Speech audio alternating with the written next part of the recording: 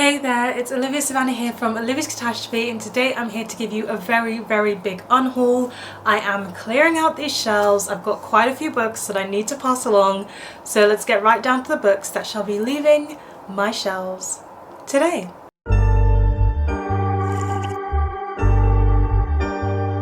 So as usual, we're going to start off with the DNFs, and I think some of them will be a bit surprising. So starting off hot and heavy, I DNF'd The Thursday Murder Club by Richard Osman. I tried to read this one and it just wasn't working for me. I read about 100 pages before I decided to give it up. I really liked Richard Osman and Alexander's banter that they had on the Pointless TV series, and that was on in the background when I was at home for like a lot of the dinner evenings and conversation time. So I was very excited to try his murder series, especially as it was mentioned that it follows elderly characters, and I do kind of like the Agatha Christie vibes that everybody was comparing it to, but this is definitely not that. Or if it is that, it's taking the worst elements of Agatha Christie. The thing that bothered me from the get-go is the casually racist, the casually sexist, the casually xenophobic comments that are kind of dropped here and there by the elderly characters with no explanation or no need for them. And that's one of my least favourite parts of the Agatha Christie Miss Marple series, is that sometimes Miss Marple parrots those same ideas, and it's just disappointing that in this day and age it was dropped into this book and it's not explained and it's not mentioned and it's not pleasant, and I don't want to read it in a contemporary book. It doesn't have the exclusive that a classic did. I don't see why it's needed. So that really angered me, because I've seen so many reviews talking about this book and nobody has mentioned that, even though it's very clearly on the page here more than once. As well as that, you follow a big cast of characters and I just wasn't really connecting or vibing to any of them, and the mystery was just like, it wasn't intriguing me, it wasn't interesting to me. And my sister had read this one, or at least one of my sisters had read it, and I told her to just spoil it for me, and the mystery doesn't really tick my boxes. It's not the kind of mystery I tend to enjoy. I've read quite a few murder mysteries now, and this is just not one that would interest me. It sounds like the plot to this one is quite far-fetched. You have to suspend your disbelief for it to kind of make sense and come together, and I don't know. I'm just not interested anymore. I really tried, but I DNF'd Nick Blake and the Remarkables by Angie Thomas. I actually picked this up for my 30 books in 30 days vlog, and I DNF'd it during then and just cut all the clips where I started talking about it because I was so upset by the fact that I DNF'd an Angie Thomas book. Now typically when I don't like a book or written by an author in a certain age audience, I sometimes read something else by them in a different age audience because I think maybe that's where they lie, maybe that works for them, and sometimes that's successful and sometimes it's not. I just think Angie Thomas is a better contemporary fiction young adult author than she is a middle grade fantasy author, because this was just not clicking for me. I was bored out of my mind. The characters were quite stale. They were falling into stereotypes of characters that I've read middle grade about many a time before, and the world building just wasn't catching me. Like the magic system, the world, it wasn't unique enough. It wasn't something refreshing, and it did fall into the thing where people have powers to make the world a better place and they don't really use them. It was failing me on a lot of fronts, and I thought I was going to have a lot more fun with this, but I was just checking out mentally mostly when I was picking it up, and I wasn't giving it my full attention because I was getting really bored, and I could see where the story was going. I had to suspend my disbelief. There were certain characters that are introduced around the point where I DNF'd, and I was just like, I can't suspend my disbelief that far, so I had to let this one go. Another one I tried to read but actually DNF'd this in 50 pages was Glory by NoViolet, Bulawayo. Now this is a Booker Prize book, and we have talked about how Booker Prize books are not my kind of thing. I did see it compared to Animal Farm, and I know some people say that's inaccurate and unfair, but I do think it's fair for the aspect of these animals are symbolistic of people, and the only book that we've seen reach that level of fame that's done it before is Animal Farm. The reason why Animal Farm is better than this one though is because it's too long. It's too long.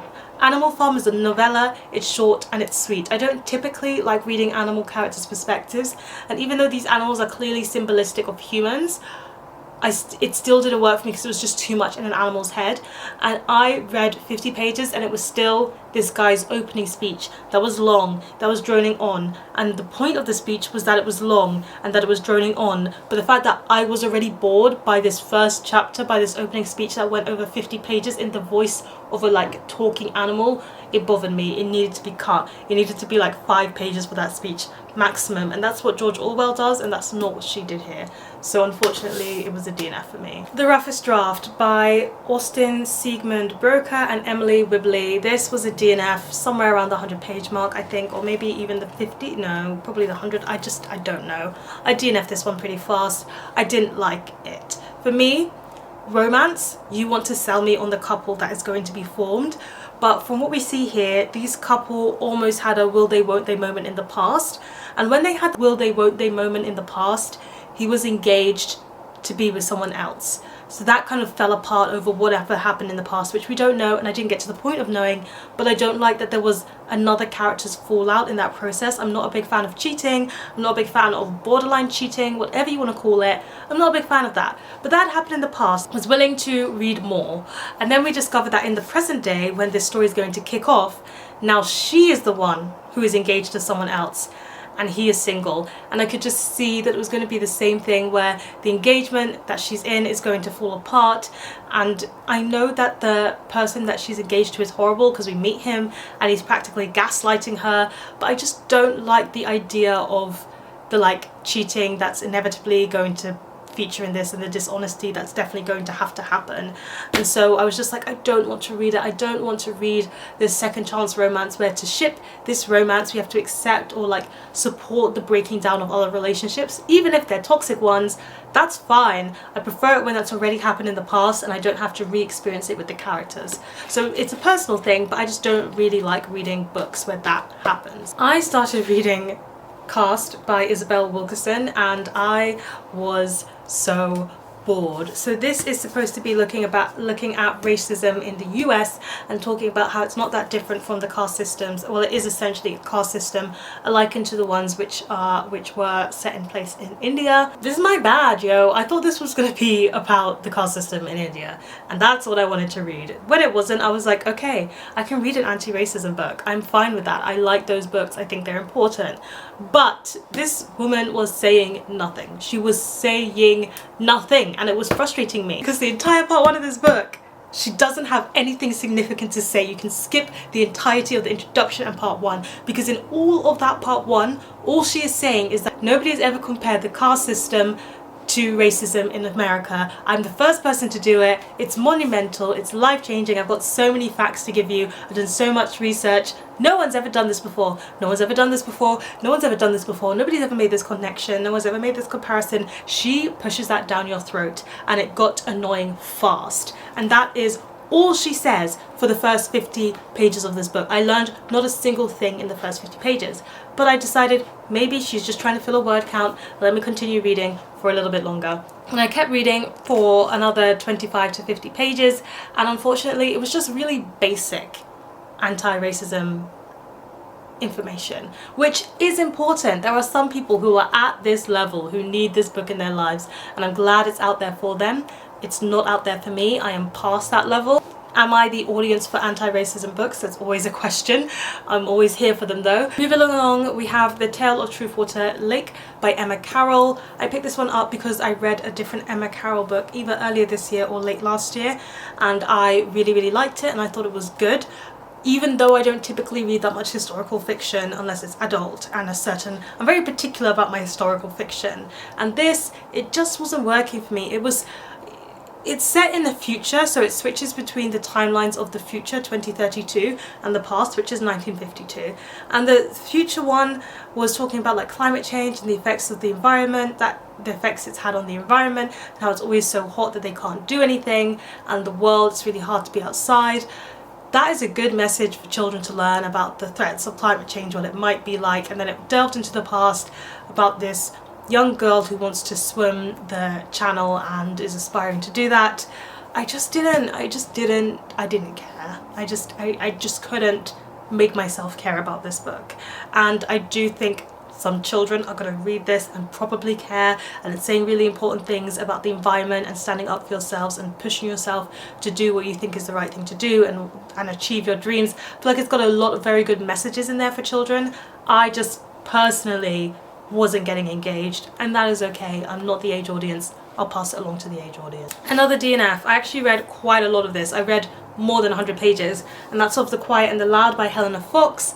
It's a queer young adult contemporary from what I believe, and it's about a teenage girl who's kind of falling for this girl who shows up in her area. She's also dealing with a lot of anxiety and stress. She's got a friend who's who's going to become a teen mum and seems to think that her best friend is going to co-parent with her, even though that's not what she signed up for. So how does she back out of that relationship and kind of reset boundaries? And her other friend is very climate anxious with the climate change themes and the climate change research, and really wants them all to be involved and feel that anxiety and feel that horror, impending horror feeling, and she just doesn't quite, she's not quite on that level of passion.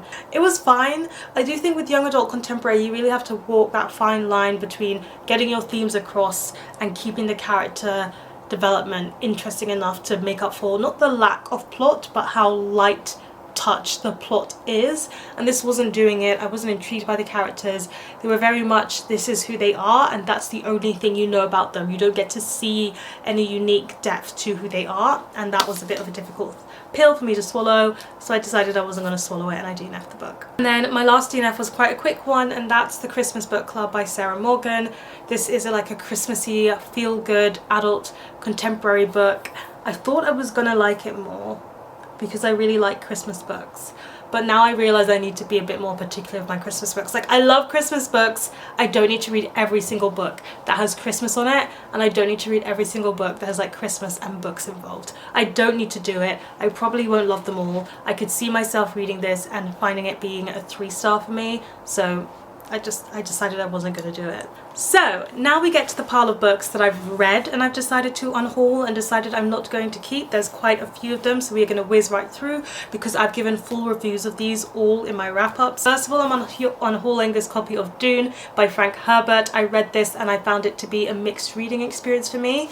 This is the kind of book that I would keep on my shelf though, because I'm aspiring to this level of world building in my own science fiction writing, and because it's a book that I would keep on my shelf as a study more than anything else. I don't think I'm going to reread it. I'm not sure if I want to continue the series. I say I don't. I feel like I'm going to watch the next film and then be like, I want to read the next one, especially as it's shorter than this brick is.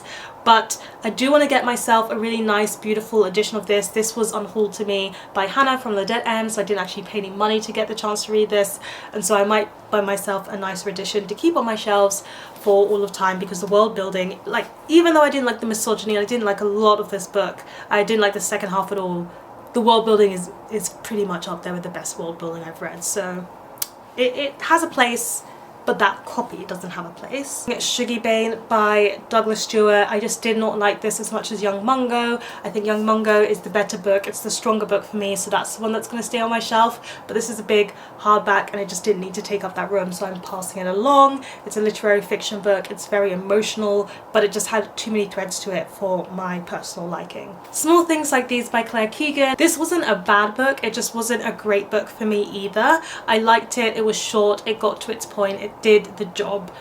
I don't keep books that I think just did the job on my shelf. I have a lot of books, I have limited space, I'm hauling in books all the time, so for a mediocre read it just doesn't have space. Learned by Heart by Emma Donoghue. This is a proof that I got. I did not like this book. I found it to be very dry. I found it to be very boring. And actually this was the point where I've decided to break up with Emma Donoghue's newest releases, because I read Haven, which was the one that came before this, and I didn't like it at all either. However, I have been having a good time with Emma Donoghue's backlisted books, so The Wonder, Room, those are both really good books, and I intend to read some of her older books, but her newest stuff is just boring me and it's not ticking the boxes and there is no plot payoff whatsoever, so this just had to go. I Feed Her to the Beast and the Beast Is Me by Jamison, Shea. This is a dark academia black young adult novel. It's got lightly horror elements to it and I really liked it for the most part. I liked the themes, I liked the writing style. I just expected a bit more horror because of the way it was marketed,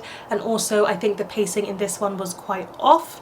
It was one I was dithering about whether or not I wanted to keep it, and then my sister April came over and she is very excited to read this book, and that's when I decided it was a 3-star I can pass along to her because I know she wants to read it. Devotion by Hannah Kent. I actually have a second copy of this book back home in the Netherlands, so that's going to be on hold at some point, but I was sent it in paperback also by the publisher, and I read this and I thought it was fine up until the halfway mark where the plot twist kicked in, and the twist just wasn't to my personal taste. I think it will work for some people and it just didn't work for me. It was a nice enough read. I'm never going to read it again. I can pass it along. She is a Haunting by Trang Than Tran. This is a young adult haunted house kind of story, and it fell apart for me completely. It just didn't work for me in any which way. I didn't like the dialogue, I didn't like the writing style. I think it had too many elements to it and it was trying to do too much. I wasn't sold on the romance. There was just problem after problem with this book when it comes to me reading it. So the only thing that I would say I liked about it is the haunted house and the twist on the haunted house that it does. But I also went into this one thinking it was a sentient house because that's the way it was marketed, but haunted house and sentient house aren't the same thing, and I didn't even like it anyway, so there's no reason for me to keep it. Sunny by Jason Reynolds. This is the third book in a middle grade series that I love. I've loved book 1, I have loved book 2, and I did not like this third book. However, I am being a home wrecker here and unhauling the third book, even though I full on have intentions of keeping the first 2 books in the series on my shelf and getting the 4th one at some point. I know, wild to just unhaul something in the middle of a series that you don't like. However, this one is written in a diary format, the others are written in prose, and I think prose just works so much better for this series. It's just one I'm not gonna read. I didn't like it. It's going, but the series as a whole, fantastic, and I will continue. Red Dust Road by Jackie Kay is her memoir, and I'm glad I got the chance to read this because I really like the second half of it. It is about the fact that she is a black woman who is adopted to these white parents who are Scottish, and she grew up in Glasgow. It talks a bit about her experience growing up and then her journey to discovering and finding her birth parents, which was surprisingly and scaringly easy in this present day time. I just wasn't immersed in the first half of this book. I didn't think it was very good. I was just wondering, why is this story being told to me? But then in the second half it kind of gave me everything that I'd wanted when I heard of the premise of this book, but because it ended up a mixed read, it just doesn't fit the parameters for staying on my shelf, and it's going to be passed along. The Gilda Stories by Jewelle Gomez is one that I was really disappointed in. It's supposed to be like black sapphic vampires, and it is black sapphic vampires with a big dose of boredom on the side. I found the narrative to be very repetitive. It was very stale. I didn't feel like at the end I'd reached a conclusion where all of the plot threads came together. It just kind of finished. I didn't get anything out of this book, and if this book doesn't give me anything, it means I can give it away. We've got a picture book here. This is The Ogre Who Wasn't by Michael Morpurgo and illustrated by Emily Graveret. I've mentioned a few times on my channel I have the cutest nephew, and a lot of my picture books just automatically go to him because he is going to soon be of the age, and his parents are reading picture books to him already, so he'll soon be of the age to appreciate picture books more than I ever could, and so a lot of the middle grade and picture books leaving my shelves just go to my nephew. We have The Centre by Ayesha Manazir Siddiqui. This is another one where I was dithering about whether or not to keep it. I liked some elements to this story. I didn't think the ending was any good, but I did like the middle a lot, and I think the beginning could have had points of improvement, but it was still a good enough read. It was solid all over, and I liked that I couldn't predict the twist. It is a case of, while my sister was here, she mentioned that she wanted to read this one, and so because it ended up being a 3-star for me, I've just said you can take it. Harrow Lake by Kat Ellis. This is a young adult horror book. I was really having a lot of fun with this one. It was ticking a lot of my boxes. It managed to be clever and twisty with its turns, and the horror elements were really there. I just love the trope of a small town where things are clearly not all right, and this did that so well. However, I did think it didn't stick the landing, and that is just so important for these horror stories, so I don't think I'm going to keep it just because I know I'm not going to reread this one. The Magic Border by by Arlo Parks is a poetry collection where I just didn't connect with the poetry as much as I ideally would want to. I'm a big fan of reading poetry, especially black poetry, but this just wasn't my jam. Really Man and the Company of Monsters by Sian Smart is a middle grade that is supposed to have Jamaican mythology woven into it, but it just doesn't actually deliver on the Jamaican mythology that it kind of sounds like it will have on the back in the synopsis. So I was disappointed by that, but if you can look at it in a different eye, it is a middle grade fantasy book with monstrous themes to it. I just wasn't vibing with the world building and how it was executed. It just didn't work in the storytelling narrative kind of way for me. However, when I was talking about this one on my channel, one of my booktube friends, Bekka, said she would want to give it a go, so I'm just sending her over this copy so that she can try it. She and Her Cat by Makoto Shinkai and Naruki Nagakawa.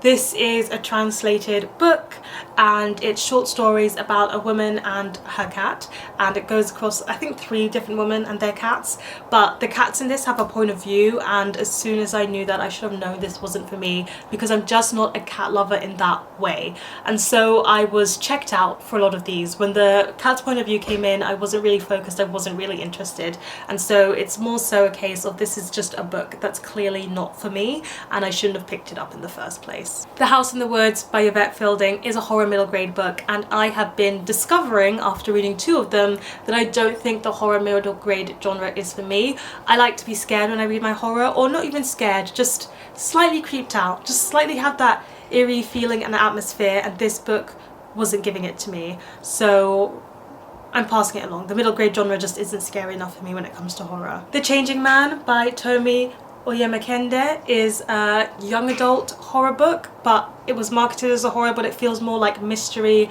missing child, thriller. I think thriller is a good place to put it, with lightly speculative elements to it.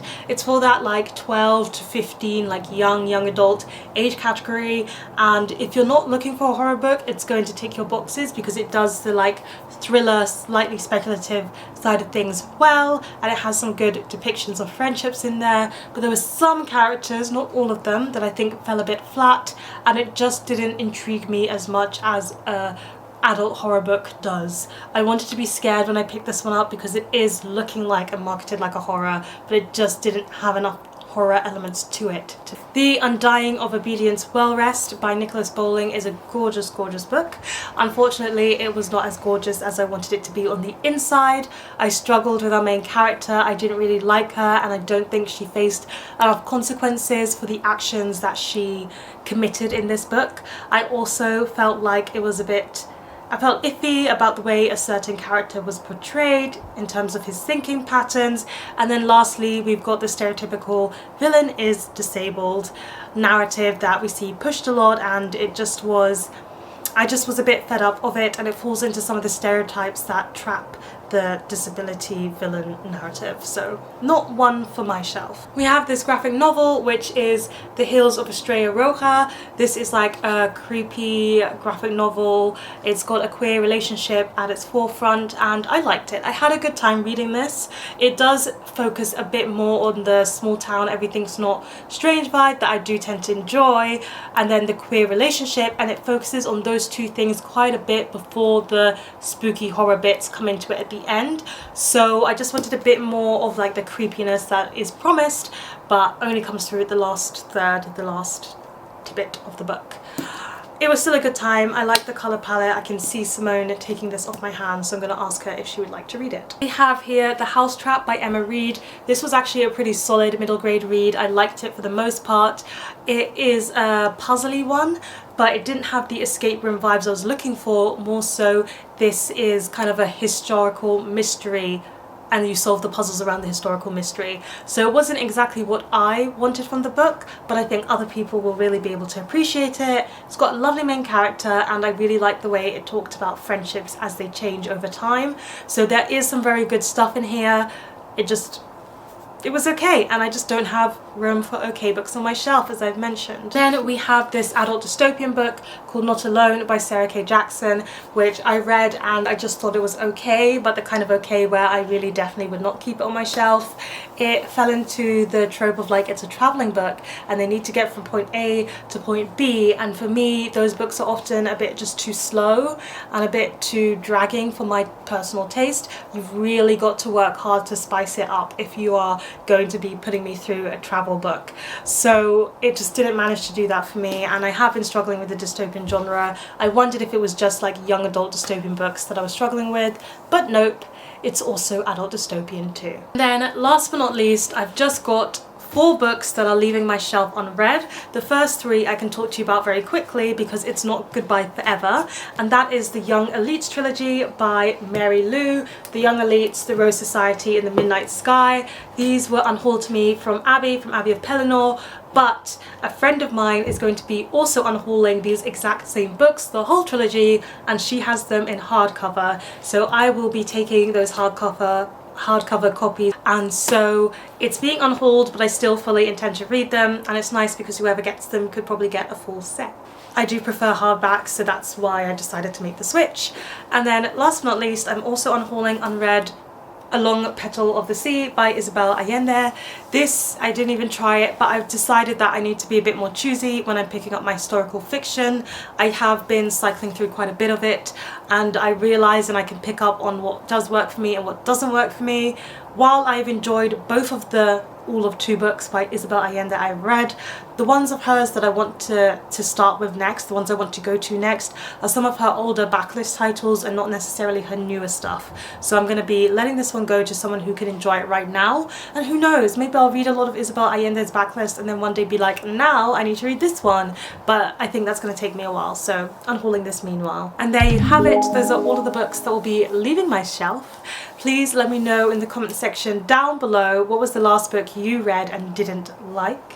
Give this video a thumbs up if you enjoyed it, hit that subscribe button if you want to see more, and don't forget to hit that notification bell to be updated every time I have a new video. And you know what they say, onwards and upwards. Excelsior!